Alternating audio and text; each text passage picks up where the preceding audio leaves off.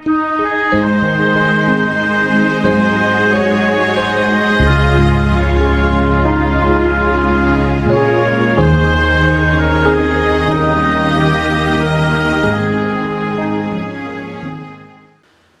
les invito a que abran sus Biblias en el Evangelio según Juan, capítulo 18, versículo 12.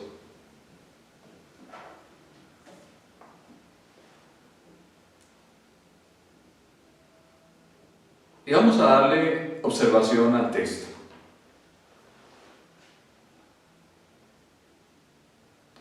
Entonces, la compañía de soldados, el tribuno y los alguaciles de los judíos prendieron a Jesús y le ataron. Y le llevaron primeramente a Anás, porque era suegro de Caifás, que era sumo sacerdote aquel año. Era Caifás el que había dado el consejo a los judíos de que convenía que un solo hombre muriese por el pueblo. Y seguían a Jesús Simón Pedro y otro discípulo. Y este discípulo era conocido del sumo sacerdote y entró con Jesús al patio del sumo sacerdote. Mas Pedro estaba fuera a la puerta. Salió pues el discípulo que era conocido del sumo sacerdote y habló a la portera e hizo entrar a Pedro. Amén. Lo primero que observamos en el versículo 12 es que la compañía de soldados romanos o cohorte, quienes iban dirigidos por un oficial o comandante, aquí llamado tribuno, junto con los criados de los principales sacerdotes,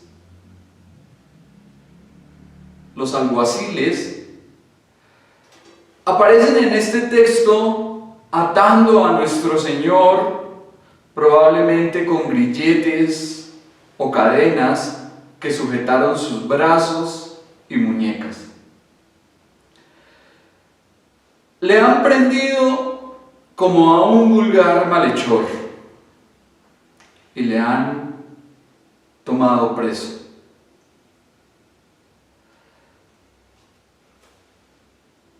Cayendo en manos de sus enemigos mortales, vemos aquí que es la primera vez que nuestro Señor permite que le tomen, que le agarren. El procedimiento romano consistía en tirar los brazos detrás de la espalda y atarlos fuertemente con grillos. Pero este era un trato indigno e inapropiado con aquel a quien ninguno podía acusarle de pecado, con nuestro Señor. Él prácticamente, como observamos en el contexto, salió al encuentro de ellos, se presentó a ellos, les dijo que Él se identificó, Él era al que estaban buscando. Sin embargo, lo están tratando como si fuese un delincuente. Cristo no opuso ni la más mínima resistencia. Es más, facilitó todo el procedimiento de su arresto. Y esto es porque el Cordero de Dios y el sacrificio pascual debía ser sacrificado e inmolado conforme a la Escritura. Allí estaba nuestro buen Señor entregándose voluntariamente. Como dice Isaías, fue como cordero llevado al matadero, no abrió su boca, no opuso resistencia, voluntariamente fue y se entregó para ser enjuiciado y posteriormente crucificado y así derramar su sangre para salvarnos. Pero es sorprendente la asombrosa dureza de los inconversos. Notemos que esta compañía de soldados, junto con su capitán y los siervos judíos, tenían algo en común. Y es que pese a la demostración del poder divino de nuestro Señor, cuando dijo yo soy y cayeron a tierra hacia atrás, y también al milagro observado cuando tocó la oreja de este hombre a quien Pedro le cortó y le sanó, hizo allí un milagro delante de ellos. Sin embargo, permanecieron indiferentes, como si no hubiesen visto nada, como si no hubiesen observado algo fuera de lo común. Así prosiguieron fríamente con su mezquina tarea y prendieron a Jesús y le ataron. El endurecimiento y la insensibilidad a los que pueden llegar las personas es realmente espantoso. Y aquí lo vemos, unos hombres endurecidos, empecinados en hacerle daño a alguien santo, justo e inocente. Y no debemos aterrarnos al verlos también en la actualidad. Los corazones de los incrédulos pueden endurecerse como el acero, aparentemente sin sentimientos ni conciencia. Si ya los hubo en los días del Señor, seguirán existiendo hasta su regreso. Entonces, no se nos debe extrañar que nos encontremos con personas duras, frías,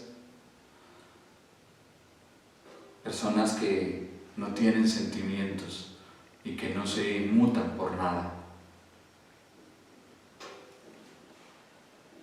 Y le llevaron primeramente a Anás, porque era suegro de Caifás, que era sumo sacerdote aquel año. Tan pronto apresaron a Jesús, lo llevaron de inmediato a la residencia del sumo sacerdote. A pesar que esto ocurrió en la medianoche, los líderes religiosos estaban tan apurados que querían completar la ejecución antes del día de reposo y seguir con la celebración de la Pascua. Esta residencia era un palacio cuyos muros exteriores rodeaban un patio donde siervos y soldados solían calentarse junto al fuego. De acuerdo con la ley judía, ser sumo sacerdote era un cargo vitalicio. El sumo sacerdote era elegido para que lo fuese durante toda su vida. Lo único que le apartaba del cargo era la muerte. Pero aquí vamos a ver que Anás fue sumo sacerdote un tiempo, luego colocó de sacerdote a su yerno José Caifás, luego a uno de sus hijos, y así continuó heredando este oficio a tres más de sus hijos, según lo dice la historia. Entonces vemos que esto era realmente una corrupción. Sumos sacerdotes que eran puestos por los romanos, que duraban un tiempo y luego los apartaban de su cargo, pero sin embargo colocaban a alguien de su familia para que le sucediese.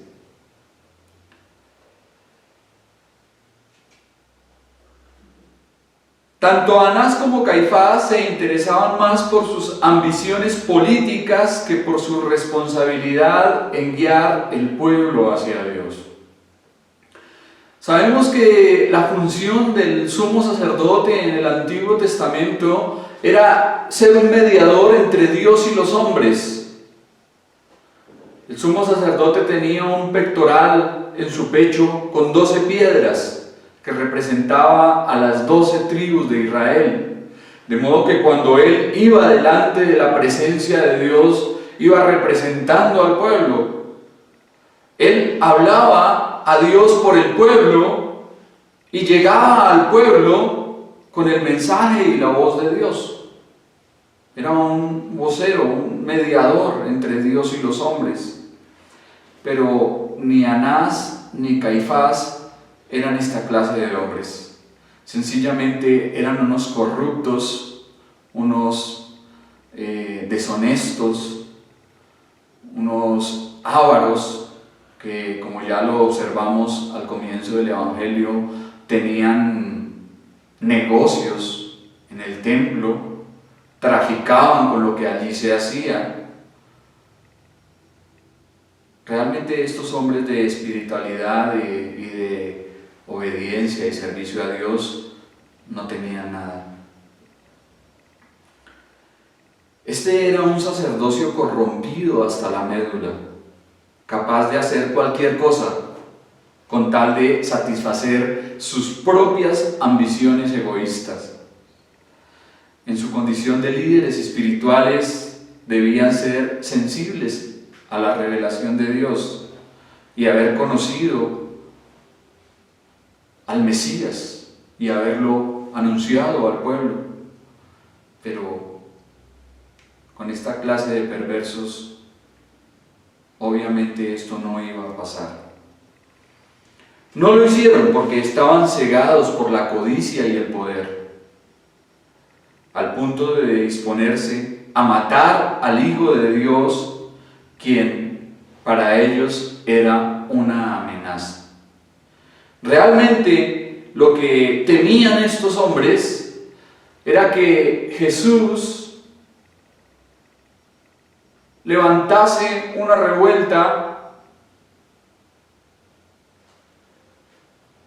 de modo que ellos perdiesen sus cargos, que los romanos destruyesen el templo y ellos perdiesen el cargo que tenían. Más que ser voceros y representantes de Dios, a estos hombres lo que les interesaba era el puesto y los negocios que podían hacer desde allí. Parece ser que realmente quien tenía el poder y a quien el pueblo de Israel consideraba el sumo sacerdote en ese momento era Anás.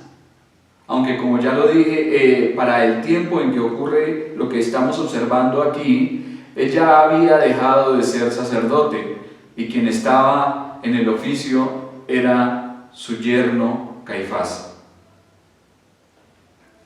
Y muchos reconocían a Anás como la verdadera autoridad en Jerusalén y en todo lo que tenía que ver con el templo. Es decir, que él dejó de ser sumo sacerdote, mas sin embargo seguía controlando y gobernando todo lo que pasaba con respecto a la religión y al templo. Es terrible la incoherencia de los judíos, tanto como en cumplir la ley de Moisés, cuando permitían y toleraban semejantes desviaciones a sus preceptos en lo referente al cargo de sumo sacerdote. Tanto que hablaban de cumplir la ley, de guardarla, de ser obedientes a la ley de Moisés, y sin embargo tenían esta clase de liderazgo espiritual. Si realmente les hubiese importado las cosas de Dios, serían celosos en tener a líderes espirituales verdaderos y fieles, pero no lo hicieron. La finalidad de llevar a Cristo ante Anás y el Sanedrín era obvia. Deseaban condenarlo como hereje, blasfemo, y así denunciarlo a los romanos para que ellos diesen la orden de matarle. Pero podemos ver que tanto el pueblo como sus gobernantes, todos estaban demasiado mal. ¿Y qué más se puede esperar de aquellos que son guiados por ciegos y de quienes siguen a hombres corrompidos que en vez de guiarlos hacia Dios, los alejan de Él?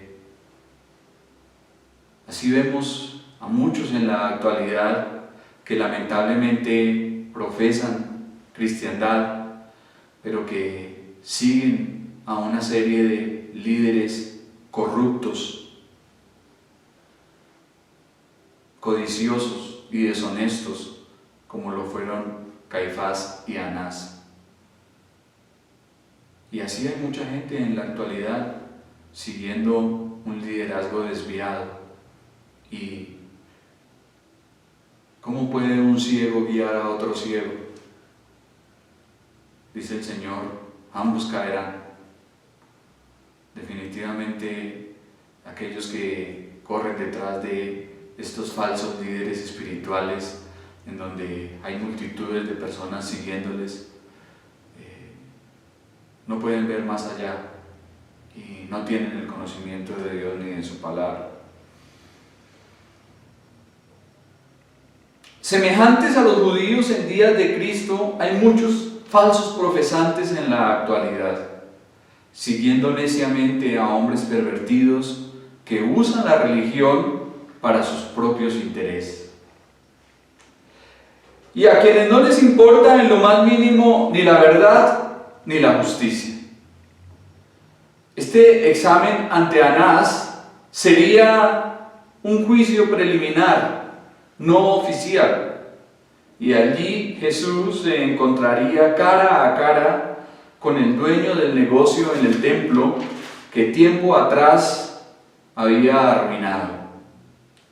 Por su parte, Caifás era el sumo sacerdote en el año en que ocurrieron estas cosas, y su catástrofe fue la de liderar el juicio y la ejecución de nuestro Señor.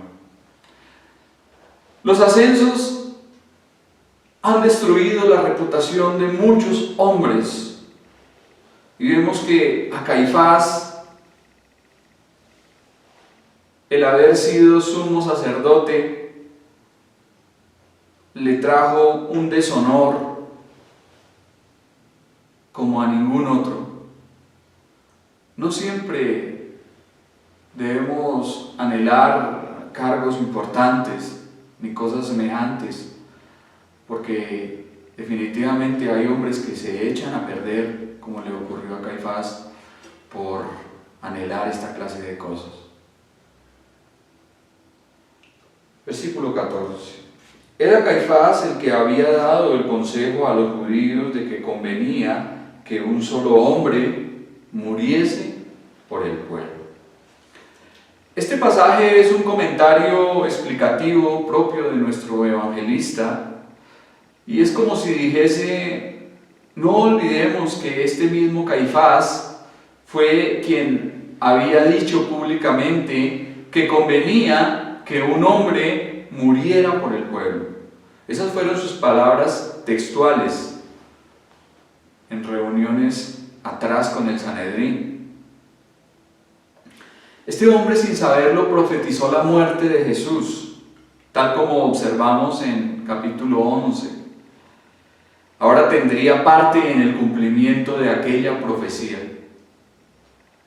El hombre que había sido separado, que había sido apartado para ser el representante supremo de Dios en medio de su pueblo, y para entrar una vez al año en el lugar santísimo, fue el que condenó al Hijo de Dios. ni las mejores oportunidades religiosas, ni el ambiente más prometedor garantizan la salvación de nadie. Juan Bunyan, al terminar su libro El progreso del peregrino, dice algo muy interesante, y es: me di cuenta entonces que había un camino al infierno aún desde las puertas del cielo. Muchos hombres, teniendo todas las oportunidades, todos los beneficios y todos los privilegios de ir a gozar en la presencia de Dios, no lo harán. Y desde el mismo cielo, como dice Juan Bunyan, saldrán para el infierno, porque habrá un camino directo. Y es triste, pero es la verdad. Muchos hombres religiosos que están en un cargo o están haciendo algo por conveniencia o tal vez por sus propios intereses y no sirviéndole a Dios de corazón, finalmente serán desechados. Caifás se convierte en el instrumento para cumplir su afirmación. Había dicho una profecía con respecto a Cristo que él mismo iba a ser parte en su cumplimiento. Dios utiliza a los grandes malvados de este mundo como Sennacherib, Nerón, Napoleón, aún el mismo faraón en Egipto, para que sean sus hachas y martillos a fin de llevar a cabo su obra. Es impresionante la forma como Dios, en su soberanía y en su omnisciencia, mueve aún a los malos para llevar las cosas a un buen propósito. En este caso estaba moviendo a este perverso llamado Caifás para que se levantase contra su propio hijo amado y liderara todo lo que iban a ser estos juicios a los cuales iba a ser sometido, y allí le hallaran culpable y luego le quitaran la vida. Pero ya todo estaba previsto por Dios para que ocurriese de esta forma. Todo estaba ocurriendo en el plan divino según lo presupuestado. Y gracias a Dios, porque si no hubiese sido de esta forma, nuestro Señor no había muerto en nuestro lugar y por nuestros pecados. El soberano Dios no detiene sus planes, tampoco los altera por las circunstancias, porque su poder es muy grande y lo lleva y lo encamina todo para bien. Versículo 15. Y seguían a Jesús Simón Pedro y otro discípulo, y este discípulo era conocido del sumo sacerdote, y entró con Jesús al patio del sumo sacerdote. Aquel que había afirmado con vehemencia su lealtad aún hasta la muerte, no puede cumplir su promesa ni siquiera una noche. De modo que empieza a cumplirse la profecía que nuestro Señor había dicho con respecto a su negación. Pedro seguía a su maestro, aunque a cierta distancia. Le seguía, al parecer, a lo lejos. Preocupado por lo que le iba a ocurrir, pero sin el suficiente valor para acompañarle de cerca como su discípulo. Salta a la vista que el pobre hombre experimentaba sentimientos encontrados. Por un lado estaba el amor que tenía hacia su maestro, y por el otro la cobardía que le llevaba a ocultar su verdadera naturaleza y a no mantenerse junto a su Señor. ¿Cuántos cristianos habrá como Pedro, luchando porque de alguna forma aman a Dios y aman al Señor? Y está ese sentimiento, pero por otro lado está la cobardía, al que dirán, el miedo a lo que les pueda ocurrir, y se encuentran ahí como titubeando.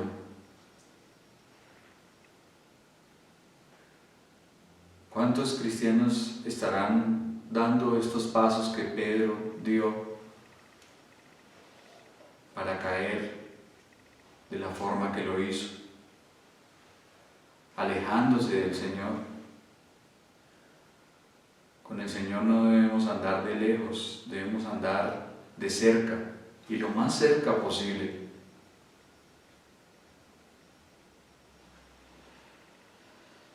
Entonces Pedro escogió un término medio, la peor de las decisiones, como más adelante se demostrará. Ni lo uno ni lo otro. Después de haber sido orgulloso cuando tenía que ser humilde, recordemos, no, Señor, no permitiré que me laves los pies. Y de dormir cuando tenía que orar, el Señor les dijo, velad y orad para que no entréis en tentación. Mas Pedro cayó allí como una foca.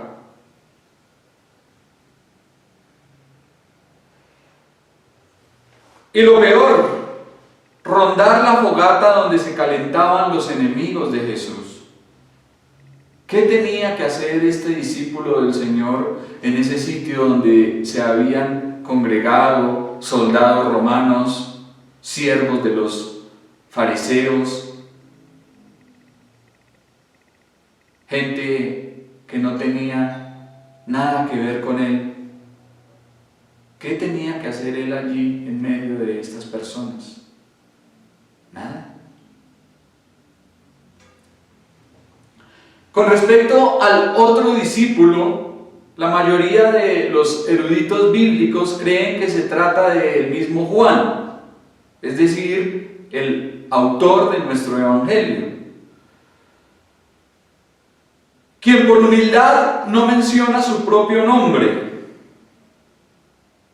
especialmente a la vista del vergonzoso fracaso de Pedro. No se nos dice cómo ni por qué este discípulo era conocido del sumo sacerdote. El historiador judío Alfred Edersheim indica que Juan era levita de nacimiento y piensa que en Apocalipsis hay evidencia interna de ello, y de ser levita sería fácil que Juan distinguiese al sumo sacerdote. Tampoco olvidemos que todo judío devoto acudía a Jerusalén al menos en las 3 grandes fiestas. Seguramente si Juan fue a Jerusalén con anterioridad, debió distinguir al sumo sacerdote de aquel tiempo. Otros creen que probablemente por su negocio familiar de pesca, Juan llevaba el producto de la pesca al templo, y que él era quien surtía, por decirlo así, de pescado el templo de Jerusalén, que seguramente por esto era conocido del sumo sacerdote y de los criados. Son hipótesis. No podemos decir que estamos completamente seguros de esto, pero haya sido como haya sido, aquella noche, Pedrito, la piedra, la roca, no sería más que arena.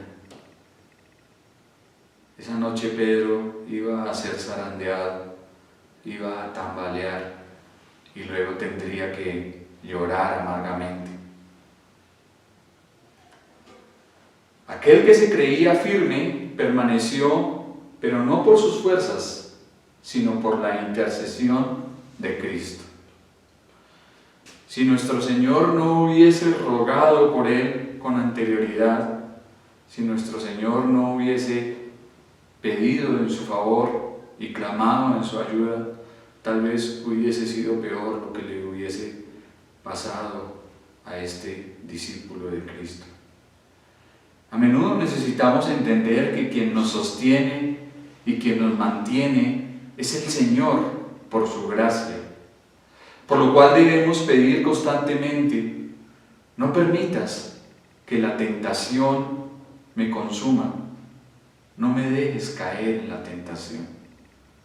Constantemente debemos estarle pidiendo al Señor que nos libre, que nos guarde, que nos proteja, que nos ampare y que no permita que la tentación sea superior a nosotros y caigamos.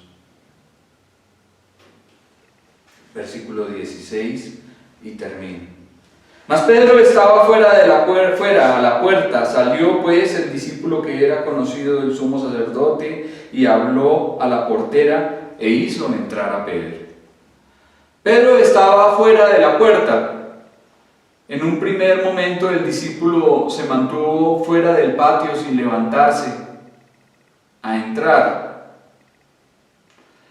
Un pequeño detalle en la historia de su caída que los demás evangelistas omiten, y es que se quedó por fuera viendo que la puerta estaba cerrada.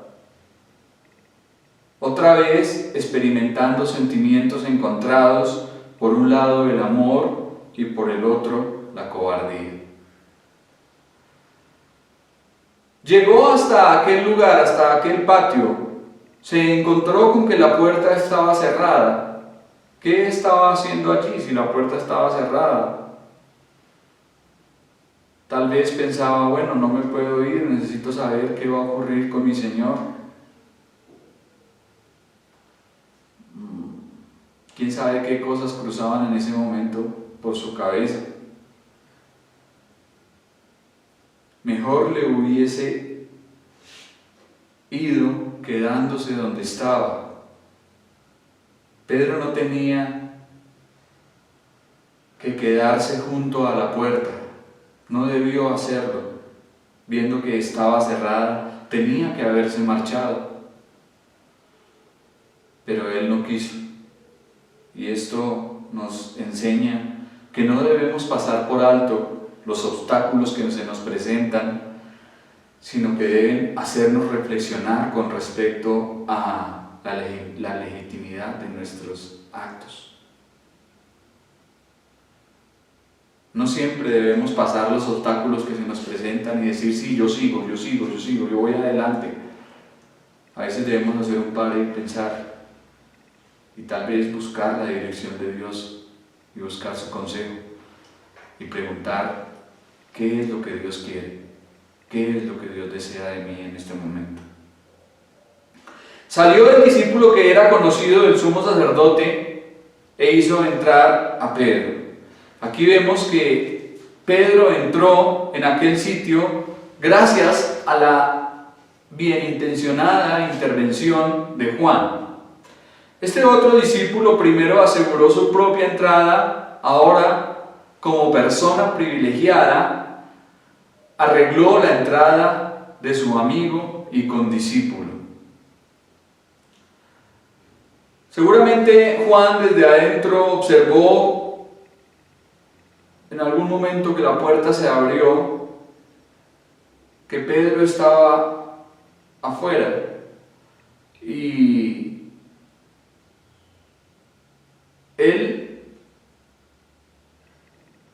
quiso intervenir a favor de Pedro, hablando con la portera para que le dejase entrar, y ocurre de esta forma.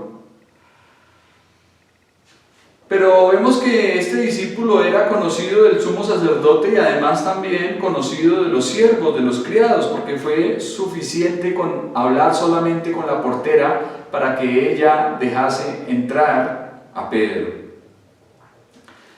Notemos las equivocaciones que cometen los mejores creyentes en su trato con sus hermanos.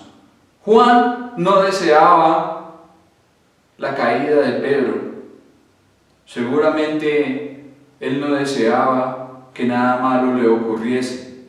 Juan pensó que sería bueno y positivo introducir a Pedro en la casa del sumo sacerdote, sin saber que se convertiría en su eslabón en la cadena de acontecimientos que le llevarían al fracaso. Es posible dañarnos mutuamente, aún con las mejores intenciones.